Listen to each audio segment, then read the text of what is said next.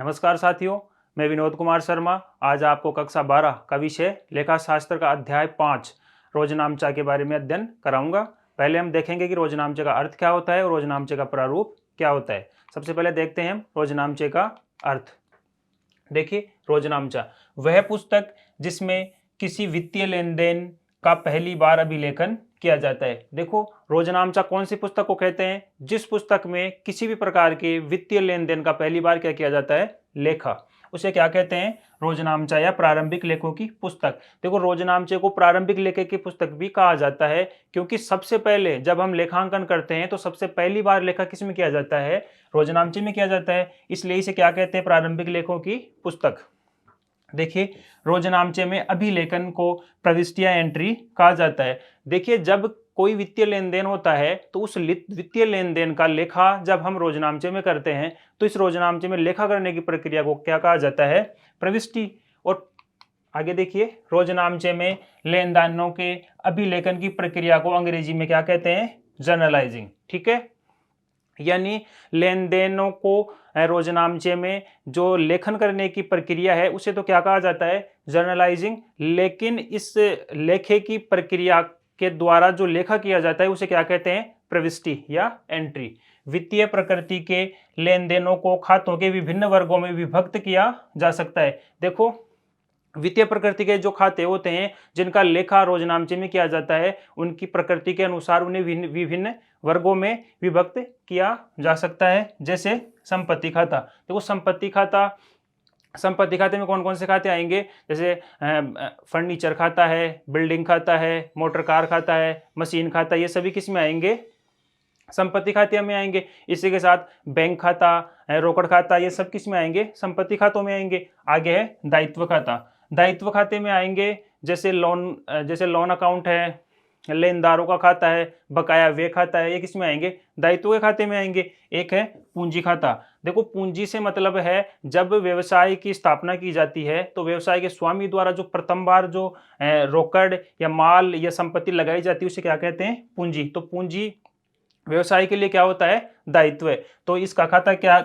इसका एक पूंजी खाता होता है। आगे देखिए, आगम खाते। आगम खातों से मतलब है जैसे व्यवसाय ने लाभ प्राप्त किया किसी प्रकार का, जैसे किराया प्राप्त किया, कमीशन प्राप्त किया, कोई ब्याज प्राप्त किया, तो वो किस में आएंगे? आगम खातों में आएंगे। इसी प्रकार व्यय खाते।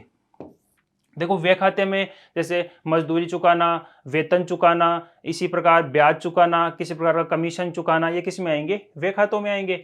तो आगे देखिए, इन विभिन्न प्रकृति के खातों के नियमों के अनुसार रोजनामचे में प्रविष्टि की जाती है।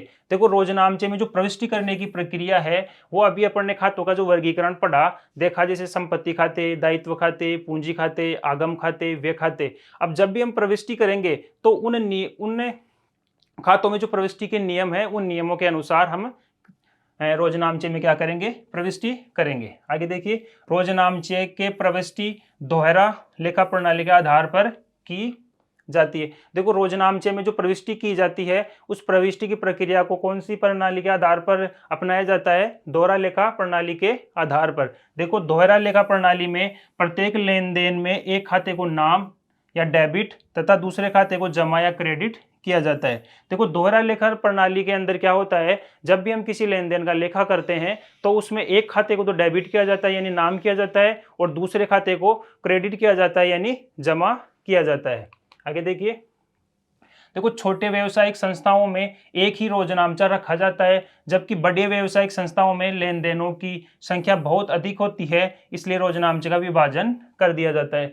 देखिए, एक छोटे प्रकार की संस्था होती है जैसे किराने की दुकान है, कोई स्टेशनरी की दुकान है, तो वो एक सामान्य सी छोटी रोजनामचा रख लेते हैं, उससे भी उनका काम चल जाता है। लेकिन एक बड़ी व्यावसायिक संस्थान जब होता है उसमें असंख्य लेन देन होते हैं, इसलिए लेन देनों की संख्या बहुत अधिक होने के कारण रोजनामचे का वर्गीकरण या विभाजन कर दिया जाता है। जैसे उधार क्रयों के लेखा करने के लिए क्रय बही रखी जाती है, उधार विक्रयों का लेखा करने के लिए विक्रय बही रखी जाती है, रोकड़ लेन देनों का लेखा करने के लिए रोकड़ बही रखी जाती है। ठीक है, आगे देखिए, रोजनामचे का प्रारूप। अब हम रोजनामचे का अर्थ देखने के बाद अब क्या देखेंगे? रोजनामचे का प्रारूप क्या होता है। देखिए, रोजनामचे में 5 जो रोजनामचे का प्रारूप होता है उसमें 5 कॉलम होते हैं। एक डेट, दूसरा पर्टिकुलर का, तीसरा एलएफ, चौथा डेबिट, या और पांचवा क्या है, क्रेडिट।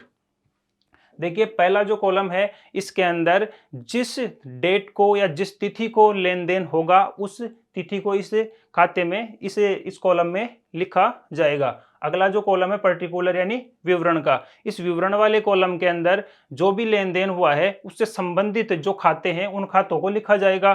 ठीक है, उनको नाम किया गया है, जमा किया गया ये लिखा जाएगा और उससे संबंधित जो भी विवरण होगा उसमें लिखा जाएगा। LF का मतलब देखो क्या है, लेजर फोलियो। देखो लेजर फोलियो से मतलब है खाता बही पृष्ठ संख्या। देखो जब अपन रोजनामचे में कोई भी लेन देन की प्रविष्टि करते हैं तो वर्गीकरण की प्रक्रिया के तहत उनको अलग अलग खातों में खाता बही में खतौनी की जाती है। तो जिस पृष्ठ संख्या पर खाता बही के अंदर ये जो भी खाता है उसका जिस पृष्ठ पर वो खाता खोला गया है उसकी संख्या यहाँ लिखी जाती है। और इस डेबिट वाले कॉलम में नाम, जिस राशि से अपन ने खाते को नाम किया है वो लिखा जाएगा। और क्रेडिट वाले कॉलम में किसी भी खाते को अपन ने अगर क्रेडिट किया है तो उसमें उसका अमाउंट लिखा जाएगा। और सबसे नीचे टोटल करके और इस कॉलम का जो टोटल आएगा वो तो यहाँ लिखा जाएगा और इस कॉलम का जो टोटल आएगा उसे यहाँ लिखा जाएगा।